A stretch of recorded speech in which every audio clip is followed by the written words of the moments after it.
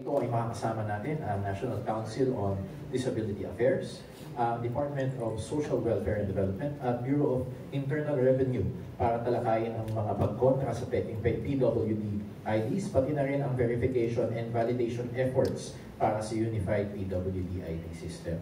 Ang mga panauhin natin ngayong araw mula sa NCDA ay sina Executive Director Glenda Relova, DSWD Assistant Secretary for International Affairs and Attached Supervised Agencies, Attorney Elaine Fagartuna, and BIR Commissioner Attorney Romeo Lumagi Jr.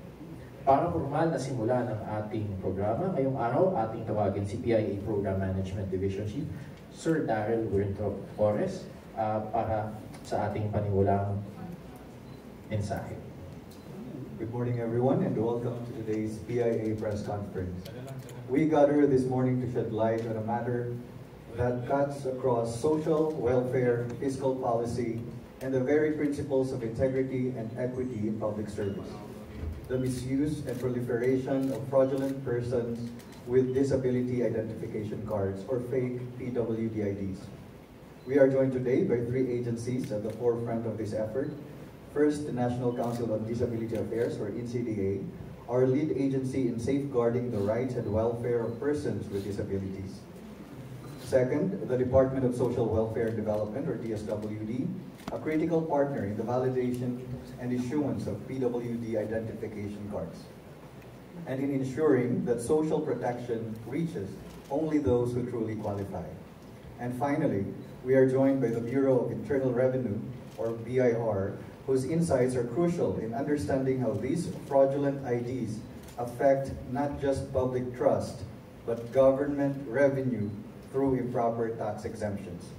Together, these agencies are crafting a coordinated response, tightening verification processes, reviewing policy frameworks, and investing in a system that upholds both compassion and accountability. We look forward to their presentations and to the questions that will follow. Maraming salamat po. Thank you, sir. At this point, dadako naman po tayo sa mga mensahe at diskusyon mula sa ating mga panauhin. Simulan natin kina Executive Director Relova, kasunod ni Assistant Secretary Attorney Fagartuna, at ang huli si Commissioner Attorney Lumagi.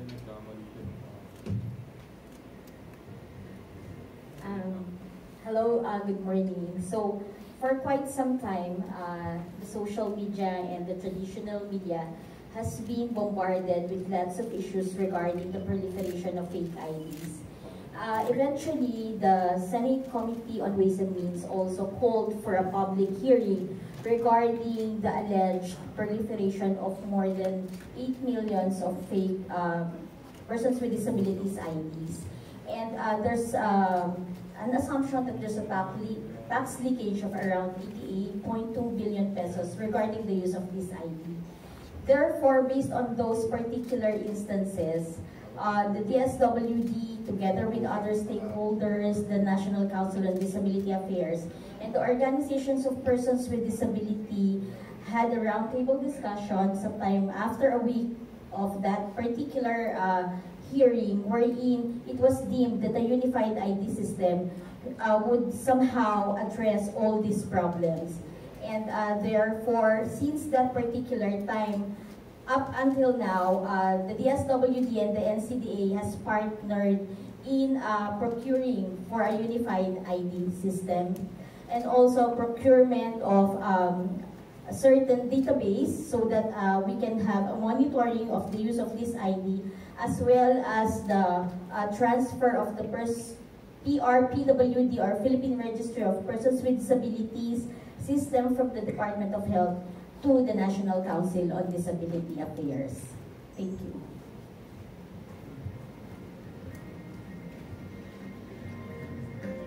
Maraming salamat po. Ngayon naman po, mula kay ASEC Fagartuna. First of all, thank you so much to the PIA for organizing this press conference. As mentioned by ED Glenda, there are a lot of news about this proliferation of fake persons with disability IDs. So The current administration is advocating for the enhanced well-being and welfare of persons with disabilities. As we remember, during the 2024 State of the Nation address of President Ferdinand Bongbong Marcos, the President himself made special mention of the persons with disability and pledged for the government's effective implementation of beneficial policies and programs that will guarantee equitable opportunities. The President said, the birthday of Apolinario Mabini, that was July 23, we cap off the National Disability Rights Week. Our PWDs can rest assured of government's effective implementation of beneficial policies and programs that will guarantee equitable opportunities, special interventions, and incentives. Consistent with that pronouncement, DSWD Secretary Rex Gatchalian directed for the establishment and development of a unified ID system for persons with disability, because the Secretary himself also is the chairperson of the National Council on Disability Affairs. So as a context, as of March 7, we have already 2,077,899 persons with disability. So for this initiative, we will have our pilot implementation to 32 LGUs across the country, comprising 200,000 persons with disability.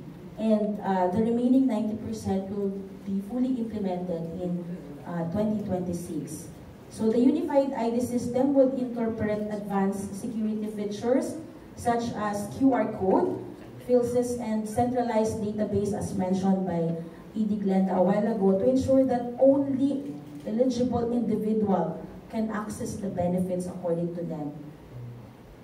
So the development of the unified ID system for persons with disability is now under procurement, with main objective to have a functional ICT equipment to meet the hardware requirements for the pilot implementation of the ID system, and to generate secure, unique, and harmonized identification cards that facilitate access to essential services, benefits, and rights. So across the country, there will be one identification ID card design. There will be also convenient process of application for the issuance of PWD ID, as the unified ID system will introduce new functionality on self-registration and generation of the digital ID while the physical ID is being processed for printing. So what are the efforts now of the department and the NCDA? So just recently, the NCDA board approved the creation of the technical working group on the development of the policies in relation to the implementation of the unified ID system. Technical working group will craft the administrative order amending the present policy on the issuance of ID. The NCDA also, with the directive of Secretary Rex Gatchalian, created a data management unit within the NCDA who will process that printing for the unified ID. And of course, since this unified ID system will be for our persons with disability and persons with disability affairs office, there will be consultation dialogues with them. So if you will ask what will be the timeline for this implementation, there are the terms of reference for the unified ID system was approved already. It is undergoing procurement, and as we mentioned a while ago, the technical working group will be constituted. Then in April, the systems development will start. Then meeting with the TWGs will also be conducted, and the drafting of the DILG, DSWD, DOH Joint Memorandum Circular as to the implementation of the unified ID system will also be drafted, along with the admin order on the issuance of the persons with disability ID. As mentioned by E.T. Glenda a while ago, last December 11, the Secretary himself presided a meeting with the stakeholders. So that meeting will still be conducted this May, so that there will be a follow-through with what have been discussed during that December 11 meeting. And the ad hoc office was already created. So for the last week of June, since there will be a 90-day period to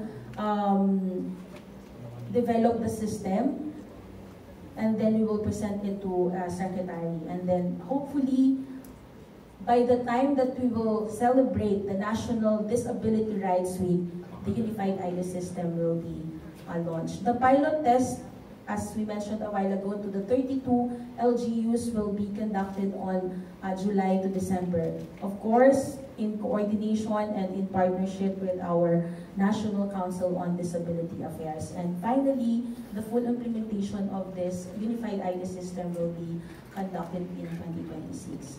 Thank you. Maraming salamat po. Ngayon naman po, mapapakinggan natin si Commissioner Dumagi. Good morning, everyone. For the BIR, well, we'd like to make this presentation. First, the BIR recognizes that the discount given by law to PWDs is for the improvement of the well-being and easing of the financial burdens of the PWDs. That is why people who sell and use fake PWD IDs are not only committing tax evasion, they're also disrespecting legitimate and compliant PWDs. Kaya naman nung may hearing po sa Senate, ang nasabi po na estimated revenue loss ay nasa 88.2 billion pesos in 2023 alone. Kaya napaka-importante po natutukan po natin din itong issue na to. That's why also we ordered all BIR officials to coordinate with government agencies in the fight against the sale and use of fake PWD IDs. At siguro po maraming nagtatanong bakit po ba relevant ito, ano po ba ang importansya sa atin ng issue na ito. Dahil po kapag may fake PWD IDs or alam po natin na ang PWD IDs, ang isa pong benefit na nabibigay po nito ay yung mga discounts na nabibigay po natin sa mga may mga PWDs po. So ano po ang kahalagahan nito sa ating lahat? Una-una po, nag-issue po tayo ng revenue regulation dito po sa BIR granting certain tax privileges doon sa ating mga PWDs like ito pong pagbibigay po ng 20% sales discount at yung exemption sa VAT. So wala po silang binabayaran na VAT at wala at may 20% discount doon sa mga establishments or mga billing establishments that were identified by the law. So makikita po natin, alam din po natin, pag sinabi po natin PWD, yan po yung may mga disability, long-term physical. So emphasis also on the long-term, classified or categorized by the Department of Health. And disability, defined doon po sa ating revenue regulation, is a physical or mental impairment that substantially limits one or more psychological, physiological, or anatomical function of an individual or activities of such individual. A record of such an impairment or being regarded as having such an impairment. So yan po ang definition po ng persons with disabilities. At again, sabi po natin, meron po tayong binibigay na discount, mandatory po na mabigyan ng discount ang mga PWDs ng 20% discounts in the following establishments like hotels and similar lodging establishments, restaurants, theaters, cinema houses, concert halls, circuses, carnivals, and other similar places, all drug stores regarding purchase of generic and branded medicine, medical and dental services including diagnostic and laboratory fees and professional fees of attending physicians, domestic air and sea transportation, land transportation privileges based on actual fare, and funeral and burial services for the death of the PWD. So yan po ang establishments na required po under the law to give discounts to our PWDs. So just as an illustration, kunyari po, meron para mas maliwanagan po ang ating mga kababayan, kunyari po sa isang establishment, ay supposedly ang amount of sale is 1,120. Tatanggalin po natin ang VAT dahil exempted nga po sa VAT ang mga PWD. So tatanggalin po yan dun sa presyo dahil normally po pagka sa mga establishment, always ang price is VAT inclusive. So tatanggalin po natin yung 12%. So andyan po, less kung 1,120, less the VAT of 120 pesos. So the total amount is 1,000 pesos. Sa 1,000 pesos po na yan, dyan po ikakarga yung discount na 20%. At ultimately, ang may PWD ID po na valid ay ang babayaran lamang po ay nasa 800 pesos. So that's an example of yung computation po natin. Ganon din po kung yung sa susunod po kung kunyari pareho lang din po to, although kung hindi po kasi VAT registered yung ating taxpayer, yung establishment, yan po wala na pong VAT yan kasi hindi non-VAT po yung establishment. So diretsong from the sales invoice kung magkano yung presyo, diretsong less 20% at yan po yung babayaran po. So again, kung 1,120 less 20% discount na 224, ang nababayaran po is 896 pesos. So based on the computations, PWDs are enjoying 20% sales discounts on their purchases, and the establishments, either VAT or non-VAT, are allowed to claim them as deductions dun sa yung mga discount na ibinigay from the gross income for the same taxable year that the discount was granted. So yan po ang kinakailangan pong, para po magkaroon po kayo ng privilege na to, kailangan din talagang ipakita yung ID, valid ID po sa mga establishments so that ma-verify po ng mga establishments na PWD nga po. So that's also what we are doing now, that we want to call on all the establishments that are required to give PW discounts to make sure that the people claiming discounts are duly documented at papakita po ng mga PWD IDs na valid at para masigurado po natin na entitled po talaga sila sa mga discounts. And in closing, the BIR will give full support to the improvement of the total well-being of the PWDs.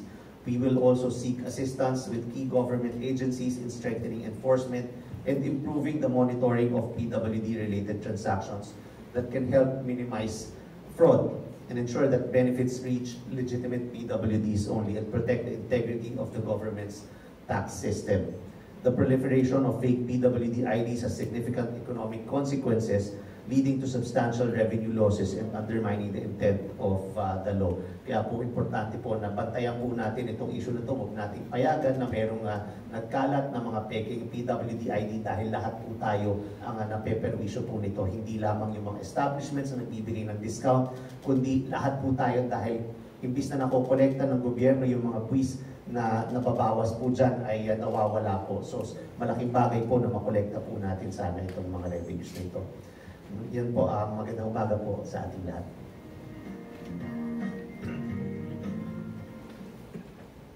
Maraming salamat po sa ating resource speakers. Sa puntong ito, sisimulan na natin ang ating question and answer para sa media. Pero bago yon, para sa ating ground rules, bibigyan ng pagkakataon ng media na magtanong ng isang beses at isang follow-up question. Only questions related to the press conference will be entertained. Muli, ang pag-uusapan lang po or itatanong ngayong araw ay yung mga paksa o topic natin para sa press conference na ito. Maaaring gamitin ang mikropono malapit sa inyo. Sabihin lang ang inyong pangalan, media organization at kung para kanino ang inyong katanungan. We now open the floor for questions from our media partners.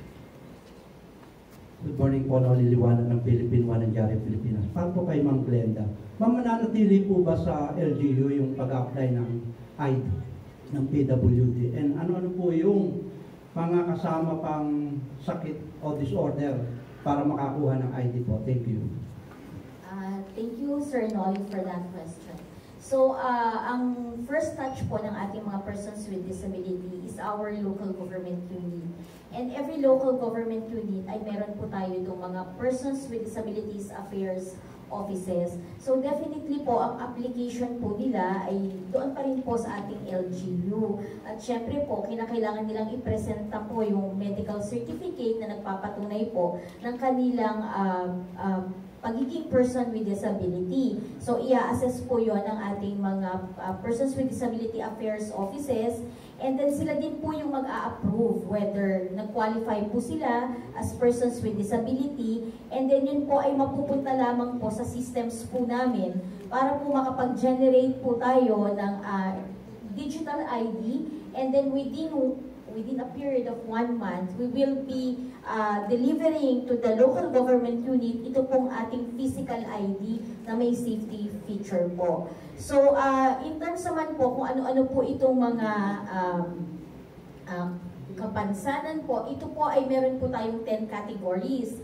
So, ang Department of Health po yung nagbibigay ng category ng ating persons with disability. Usually po, ito po yung may physical, yung orthopedic, meron po tayong blind, meron po tayong deaf, meron po tayong hard of hearing, meron po tayong visual, meron po tayong mental, meron po tayong intellectual, meron po tayong cancer and cancer survivor, and meron din po tayong yung may mga rare diseases po. So ito po yung ating mga categories. But within this year po, a new categorization of persons with disability will be issued by the Department of Health, which passed through several parang town hall and mga discussion po and dialogue po, at magkakaroon po ng konting pagbabago po itong ating from 10 categories magiging 9 na lang po siya. Thank you. Susunod na katanungan po mula sa ating mga media on site.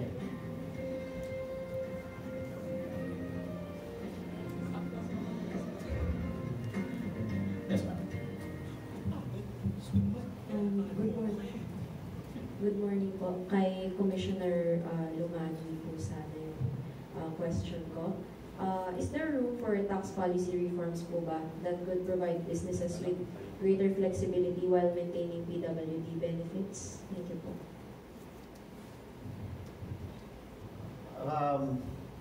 Yung benefits naman dyan and all the policies are already set forth by the law. Malinaw naman kung ano yung mga kinakailangan na gawin ng BIR with respect to giving of discounts. So it's really a matter of yung documentations lang, at susundin naman natin yan. Lahat ng mga the law already laid out all the benefits that are provided to PWDs, and also yung mga qualifications and the documents needed. So in terms of policy, wala, because the BIR is an implementing agency, so we will implement what the law says. So lahat yan ibibigay lang namin. We will, of course, honor pagka-valid yung ID talagang. We will require the establishments to give those discounts also.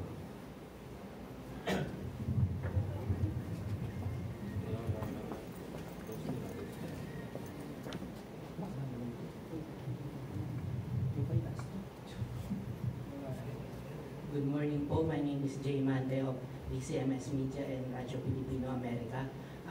Question ko lang po, medyo nagkakagulo po kasi ang DSWD, yung NCPA, yung DOH, at saka yung PIDAW, at saka yung lahat ng mga para sa Unified ID po. So, paano natin ito ma-check and balance? Kasi nagkakaroon ng kaguluhan eh.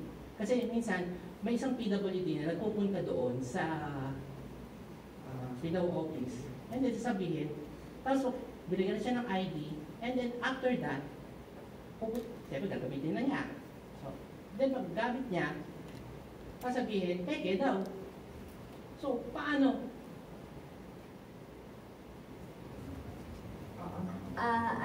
I guess wala naman pong kaguluhan regarding that kasi malinaw naman po yung ating sistema.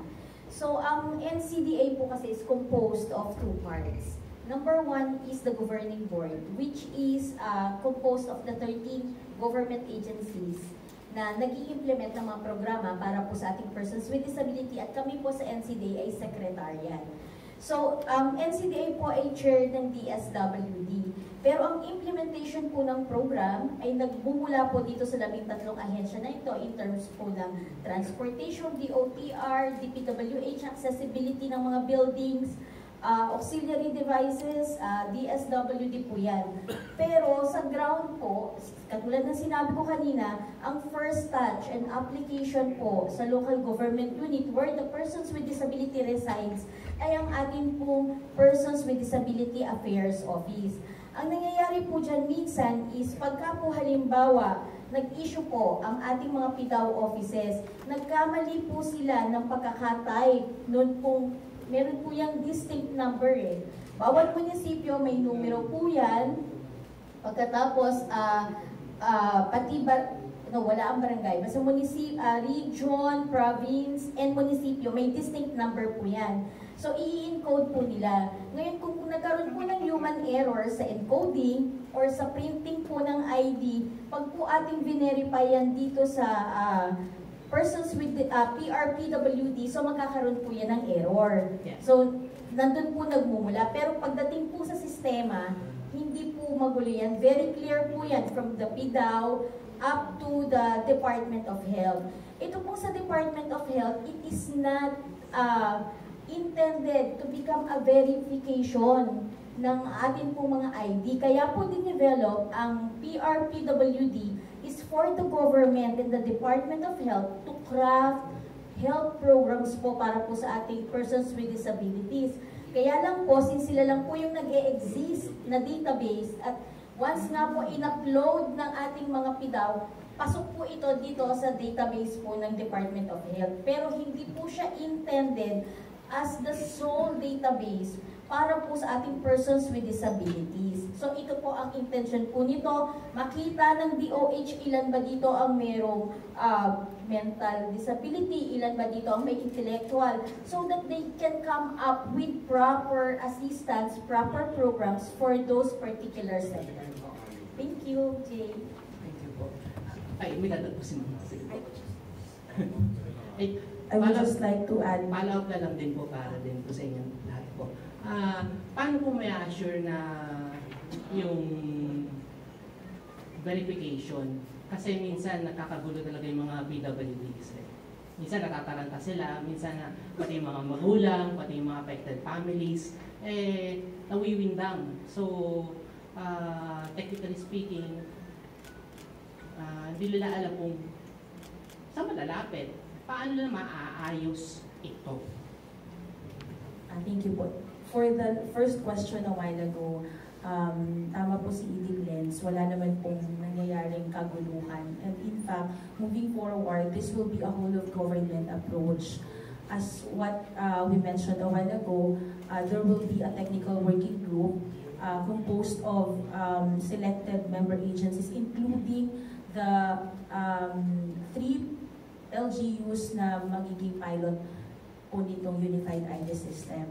So, the policy will be in place while the systems is being developed. So, yun po yun. And for the, kung kanino po ba sila lalapit, the Persons with Disability Affairs Office po talaga yung first touch nila sa local government unit. Thank you. Ayan, siguro dahil nga nakita na po natin kung saan po nagmumula yung problema. Unang-una po, kinakapacitate po ng ating National Council on Disability Affairs ang ating mga PIDAW officers. Actually, kung makikita natin yung trajectory, I think sometime in 2023, parang 400,000 pa lang po yung nasa PRPWD natin. Na ngayon nakikita natin is almost 2.1 na. And sa trajectory din po, nakikita ng NCDA na parang 30 to 40,000 ang increase niya every month dun sa ating database. So, ngayon po, bibigyan po natin ng technical assistance yung mga hindi pa nabigyan ng technical assistance sa mga PIDAW offices on how to properly encode. Kasi dun po sa encoding, di ba nagmumula yung problema.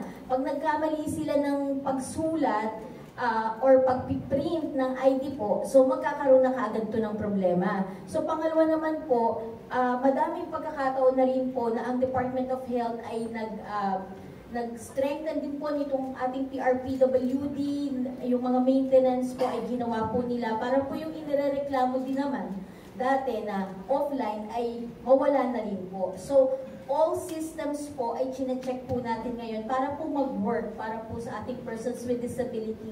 And I believe with the new system po, mas magiging maganda po yung ating monitoring and validation dahil yun pong ID natin ay magkakaroon po tayo ng integration with PhilSys. So once mag-uusap po yung sistema po ng ID tsaka po ating PhilSys para po sa validation ng authenticity ng person po na humahawak ng persons with disability ID. I would just like to add that for that po, the system will have a two approach. The persons with disability or the applicant will have an option to self-register or to go to the their LGU na may jurisdiction sa kanila. So, thank you. Thank you very much po. Next question po. Good morning po everyone. I'm Aubrey Santi from Business World. I have a question lang po more on the transition period. Sabi niyo po, July ang magiging launch and start din po ng sa pilot testing. And the full implementation will be in 2026. But nasaan po din yung parang part kung hindi na parang tatanggapin yung lumang IDs? Para maging ready lang po yung mga stakeholders po natin. For the transition period, there will be a 12-month. After po the pilot implementation, there will be a 12-month period which we will give the persons with disability to exchange current IDs. So this transition period will be supported by information caravan, awareness campaign on how they will register for the new ID. And we are very lucky that our partner agency, Philippine Information Agency, is always ready to help us for this. There will be also a user's guide, which is a disability inclusive and sensitive.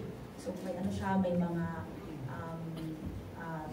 speech to text or other disability inclusive related po na mga actions. Thank you. Just to follow up po, meron po ba tayong latest number ng confiscated PWD IDs? Currently, yung nasa atin is 19, ano? 19 pa lang yung nakukonfiscate namin. 19 pa lang po. 19. Saan po kahit isa pa po? Yung sa tanong naman po on forgotten revenues to Commissioner Lumandi, latest po ba yung 88? Meron na po bang parang consolidated or recent data on forgotten revenues from this illicit cards po? For that, wala. You were still looking at 88 billion also. That was mentioned during the Senate hearing on this issue. So as of now, wala pa. We'll still check kung kasi mahirap i-gather lahat yung maraming information, but we'll try to update it. Thank you po. Good morning po. I'm Laila from Newside. Sir Romeo, actually, for clarification lang, yung 88.2 billion po noong 2023, is this for fake PWD IDs alone, yung pagkalugi po? Yes, yan yung napag-usapan doon sa Senate hearing na lumabas na dahil dito sa paglaganap ng mga fake PWD IDs, yan yung revenue loss natin na hindi natin nakokolekta. Medyo malaki po yun. How do we plan to take it back? Meron ba bang pag-asa na babawi po natin yun or talagang wala na? Well, dahil 2023 yan, yung mga discounts na yan, patuloy pa rin naman yung ginagawa natin na pag-examine. So, what we're doing is we're auditing the companies. Of course, we're checking the discounts that were claimed by the establishments. And kung ma-establish natin na talagang alam ng establishment that they're giving discounts to fake PWD holders, ID holders, yan yung i-kolektahin natin. Dahil dapat, or hindi properly documented, tapos nagbigay sila ng discount. So yan yung mga titignan natin. So we're not sure kung magkano yung kaya natin i-kolektahin, but nag-utos na rin tayo that to be strict on auditing, especially with companies or establishments claiming discounts on PWDs. Sir, ano po yung parusa kapag napatunayan nga na, kunwari ako, ginaya ako, meron akong fake PWD ID and I was caught, ano po yung parusa? Para lang, for soundbite purposes, para kahit pa paano maging aware din naman yung mandaraya na may kaakibat itong parusa. Yes, oo nga, no, bigat-bigat ang penalty at least also for BIR purposes dahil ituturing namin yan na tax evasion. Pag sinabi natin tax evasion, it's really an intent to evade the payment of taxes kasi alam naman natin na pagka tayo, wala naman tayong disability and we get PWD ID for whatever reason, nakakuha tayo and then ginamit natin, may nawawalang buwis na nakokolekta. So, ibig sabihin yan, we will treat it as a form of tax evasion. At pagkakinsoy, may kaakibat yan na pagkakakulong kung mapatunayan na talagang yan ang ginawa mo. So, may pagkakakulong, bukod pa yan sa sisingilin natin na civil penalties. At kung pwede nga sana na kung peke yung disability mo, baka sana makonsensya naman tayo na nag-iimbento tayo ng ganyan, baka magkatotoo ang disability na pinapalabas yung disability ninyo. Thank you, sir. Attorney Elaine, curious lang, kasi po, di ba, DSWD. Sa DSWD po ba, pwede pang i-separate yung pag-claim for assistance to individuals in crisis situations kung meron kang disability? For example, ang disability mo, visually impaired ka. Can you also get pa every 3 months from the acts of DSWD? Bukod pa po sa privilege nyo sa PWD na ID. Yes po. It is not exclusive benefit from each other. So, because assistance to individuals in crisis situation is for in crisis. So if you are a person with disability who are in crisis, you can also avail with the menu of programs and services under the assistance to individuals in crisis situation. Aside from because the DSWD has also a line item for budget line item exclusive for persons with disability. So the assistive devices that were given to them. Thank you. Okay po. Thank you.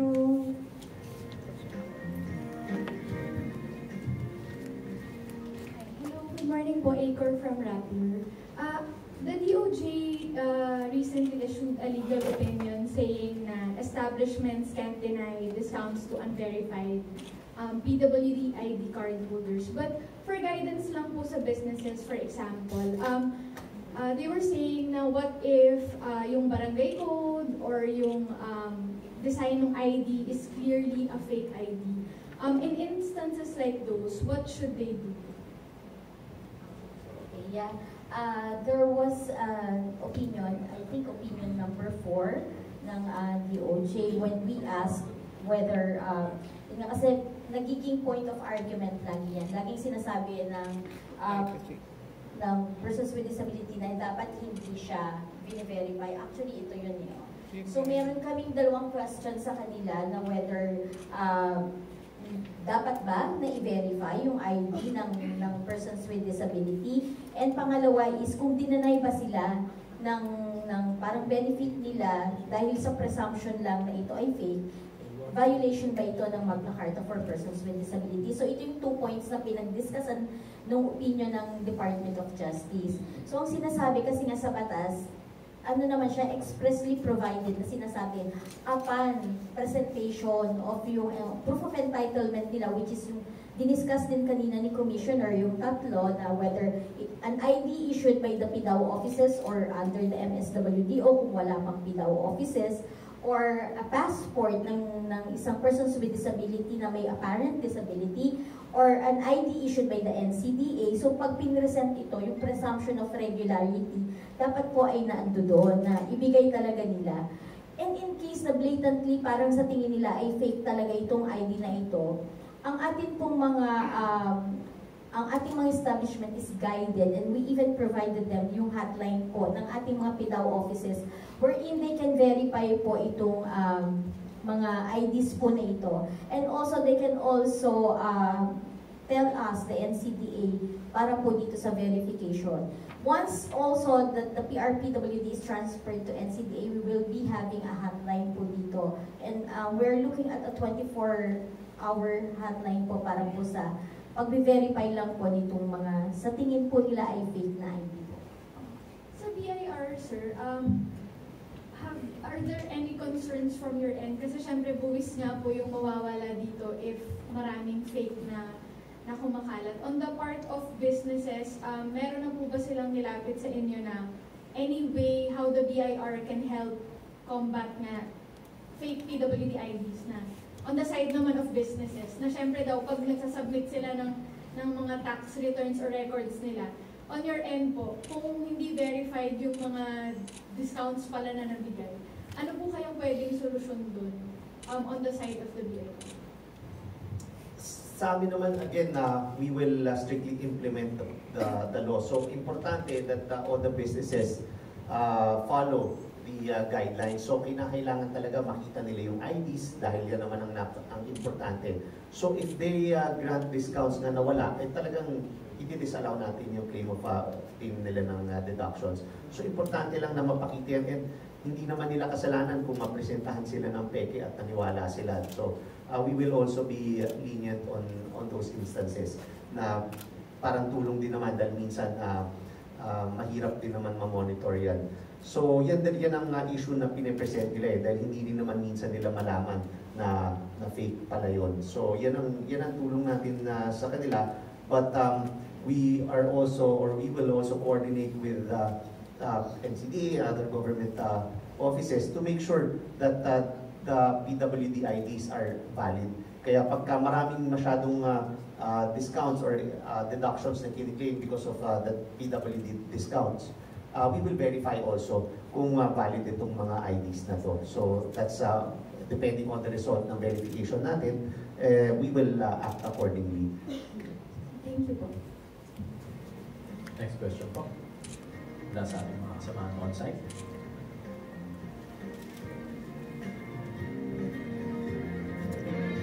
Yes, sir. Good morning. I'm Josephine Escobar ng The Philippine Expose newspaper. Alam ko mahirap talagang ma-distinguish yung fake at saka yung dahil nga yung sa privacy no verification.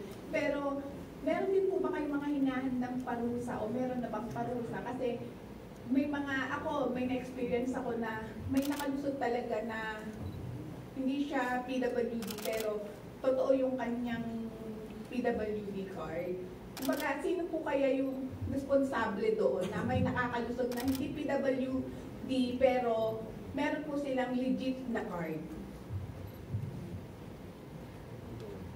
So first of all, we would like to urge the public to report such incident on the use of fake IDs. But the primary laws concerning the issuance and usage of PWD IDs has also sanctioned in that law. So for first violation, it is for the sale and use of fake PWD IDs. That includes the situation you earlier mentioned. So for the first violation, a fine of 50,000 up to 100,000 or imprisonment of 6 months up to 2 years or both at the discretion of the court. Second, for any subsequent violation, a fine of 100,000 up to 200,000 or imprisonment for 2 years up to 6 years or pwede din both again at the discretion of the court. So in addition, anybody caught abusing the privileges granted by these laws shall be punished with imprisonment of 6 months or fine of 5,000 up to 50,000 or both, depending again on the court's discretion, and it is under the law. Thank you. Siguro just to add lang kasi sinabi ni Asa Eileen, kasi yung complaint kasi usually nag-emanate po sa Persons with Disability Affairs Offices. So sila po yung complainant dyan kasi unang-una yung ID po na ginamit, so sila po yung offended party. Pag-aari po yan ng local government unit, kaya sila po yung nag-file ng case. And as of now, there are local government units who are pursuing case po dun po sa mga na-confiscate po nila at nahuli po nila na gumagamit po ng fake na Persons with Disability IDs. Next question. Nagtatulang po ma'am yung regarding dun sa, halimbawa sa fast food chain. naka-order na ng dine-in, then kung o-order ng take-out, pwede pang gamitin yung kanyang PWID. Thank you. Ang nakalagay po kasi, that was the opinion number 3 po ng Department of Justice. So, ang benefit po ay mag-a-apply po for the sole consumption of persons with disability. So, kung pinresent po niya yung ID niya at kumain na po siya, so ibibigay po yun hanggat mapapatunayan po niya na consumption po niya yun or good for one person. Kasi maaari po ito ay baka i-take home niya pagkain niya sa gabi, pero siya pa rin po yung kakain. Basta yung single serving po, which is within the consumption po ng ating persons with disability, entitled po sila sa benefit niya. Yung pong hindi ino-honor yung PWDI, ano pong pwedeng maging ano? Kanino ilalapit? Pwede po kayong magreklamo po sa National Council on Disability Affairs. Usually po, may natatanggap kaming ganyan at kami po yung sumusulat po sa mga establishments. And pwede din pong lumapit po yung persons with disability sa kanila pong mga PDAO offices kasi po even the resolution din po niyan lies also with the PDAO offices. Kasi kung halimbawa yung persons with disability na ito ay taga Manila and then yung violator ay Manila din, ang magbibigay din po kasi ng sanction dyan is the local government unit po na nakakasama po dun sa area na yun, whether i-revoke yung kanyang permit, yung kanyang lisensya. So it is up to the local government unit po yung resolution. Good morning po sa panel. Bernard Mendoza po from PMA News. Nabanggit niyo po, attorney kanina, commissioner, na marami na po kayong nahuli na mga fake IDs. Ano po ang ginagawa ninyong pagsisiyasat o investigasyon para po matukoy kung ang mga ID ba nito ay galing ba sa University of Recto or meron ba talagang mga kasabwat ng mga empleyado ng government? Well, mahirap matukoy kung saan talaga nanggagaling, ano? Batang importante, maganda siguro kung merong sa lahat ng mga nanonood, kung may informasyon kayo kung saan talaga naglaganap yan, ay i-report sa amin, i-report sa kaukulang ahensya din para mapagtulungan namin kung paano mahuli ito. Dahil kapag may nakita tayo na mga fake PWD IDs, mahirap tukuyin kung saan nanggaling unless yung magsumbong mismo ay alam nila kung saan nanggagaling at maturo para mahuli natin directly from the source. Sir, yung binabanggit niyo po kanina na mga nahuli, nakakulong po sila? Paglilinaw lang.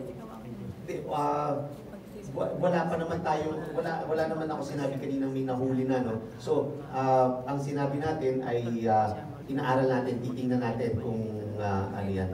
I think meron atang nakita na sa inyo ng mga fake, parang yung figures na sinabi nyo kanina. Pero 19, confiscated na PWD IDs.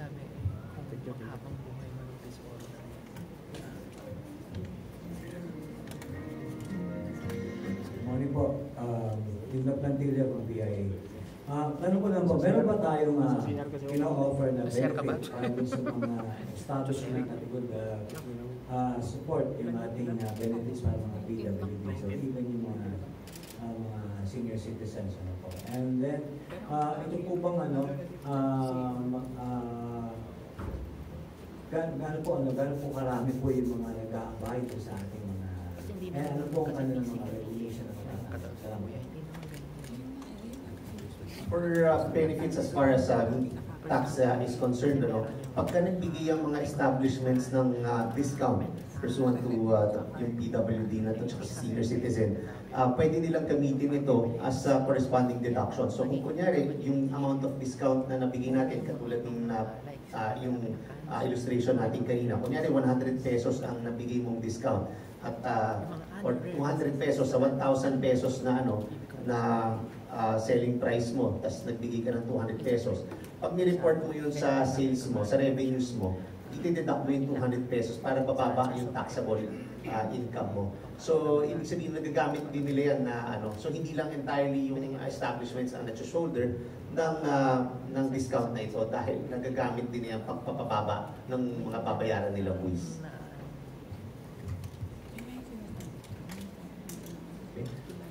At this point, we will also receive some questions mula sa ating mga online participants.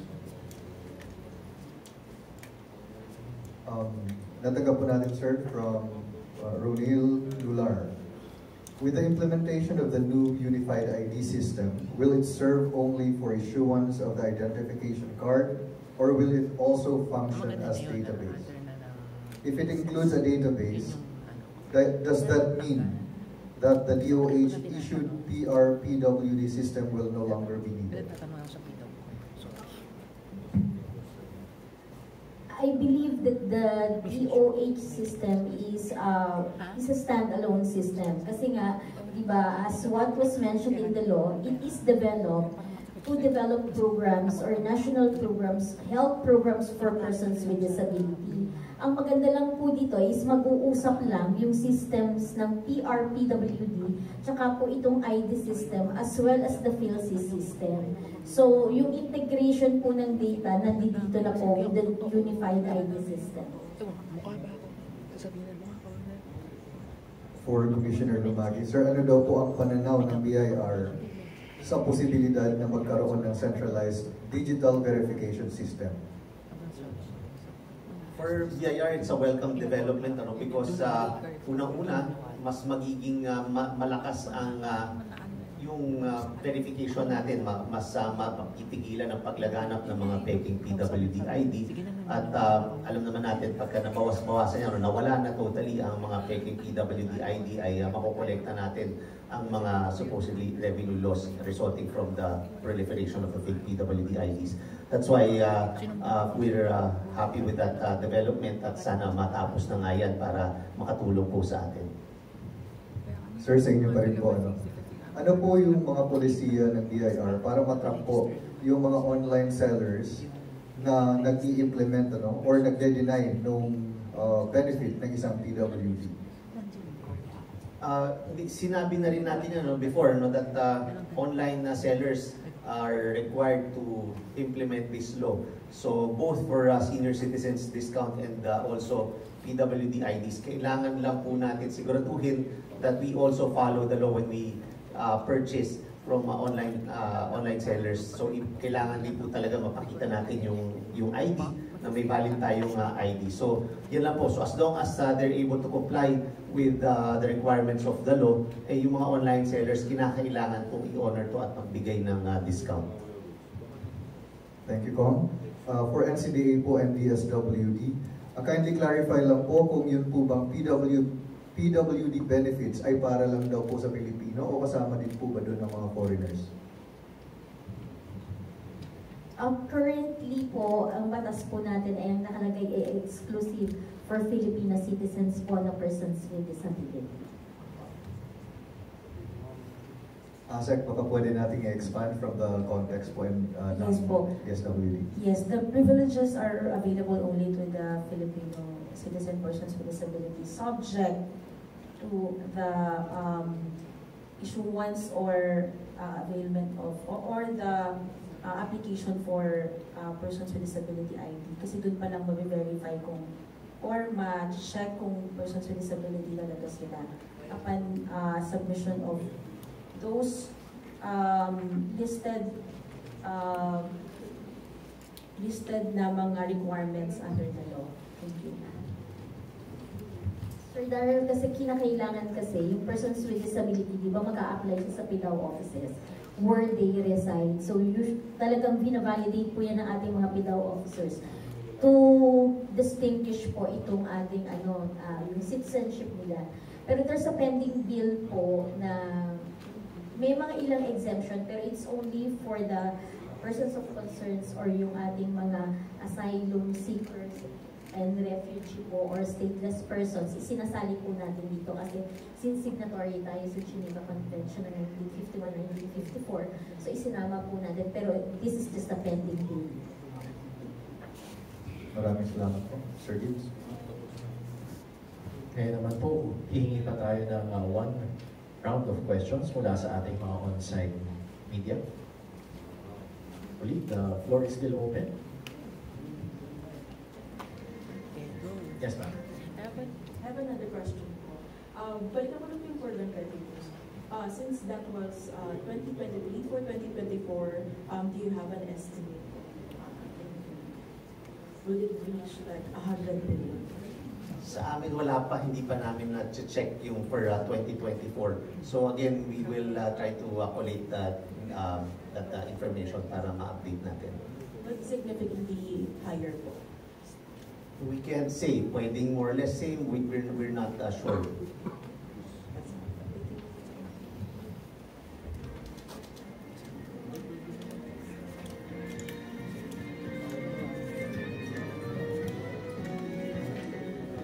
Anyone can answer for the question. Yung po bang discount na card ng PWID, pangano lang po ba sa pagkain ng bayan o may mga iba pang services na pwede maka-discount?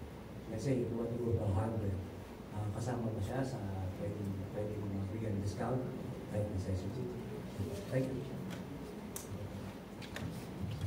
So, aside from the benefit po natin na 20%, tsaka yung exemption po natin sa VAT na 12%, meron po tayong JMC to 2024, yun pong between DA, DOE, and DTI po, na nagbibigay po ng additional 5% po para sa ating mga prime and basic commodities. Ngayon, meron po tayong listahan ng kung ano po yung tinatawag nating basic and prime commodities.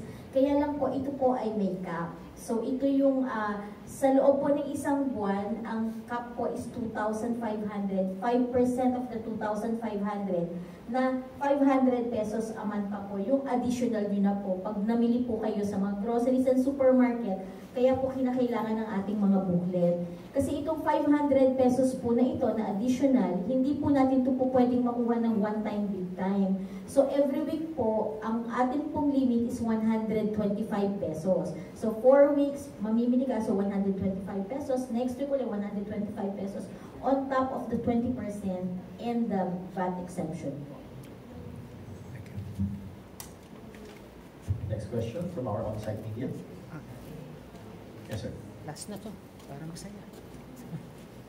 Nadoon na natin. Ay, sorry po. Narinig po ako.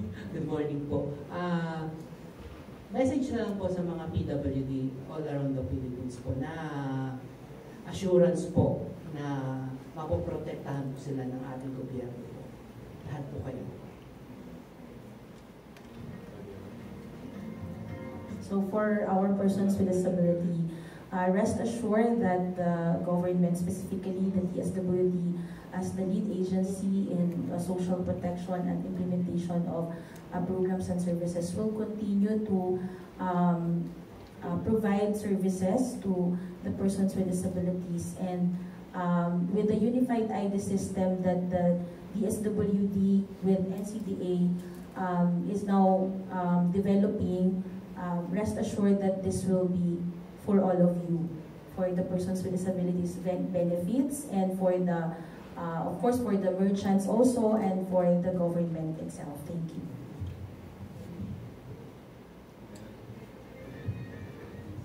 Para naman po sa BIR, for tatlo po yung magiging mensahe po natin, for PWDs, makakaasa po kayo na ang BIR ay sisiguraduhin po na mabigay po sa inyo yung mga benefits na yung entitled benefits under the law. So yung mga discounts niya will make sure that it will be implemented by the establishments at makakaasa po kayo na po proteksyonan din namin ang interest ng mga PWDs.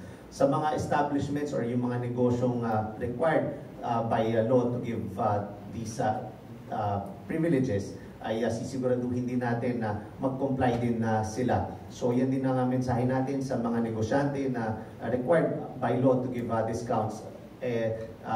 Titingnan po natin yan. We will strictly monitor whether you're complying with the law, and also we will also make sure that the benefits given to you under the law regarding yung tax deductions when you give out these benefits will be also implemented.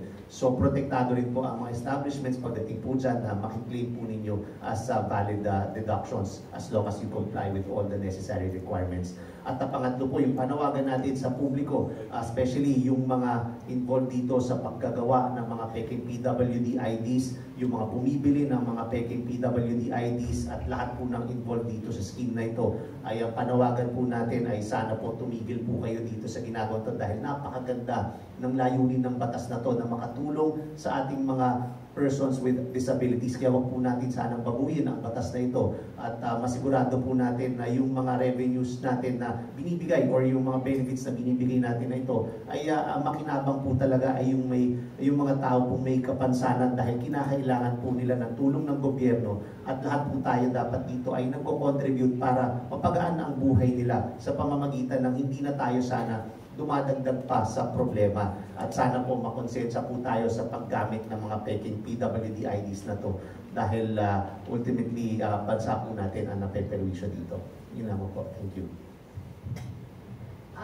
Ganun din po, syempre una yung panawagan ko din sa ating general public na ang laban po natin para sa fake ID ay hindi po laban ng NCTA, ng DSWD, ng BIR, ng gobyerno. Ito po ay laban po nating lahat. So kaya kami po ay nananawagan dun po sa mga holders ng mga fake na persons with disability ID na sana po ay wag na po nating gamitin or nakawin yung pribilehiyo po na para po sa legitimate or dun po talagang sa mga taong may kapansanan.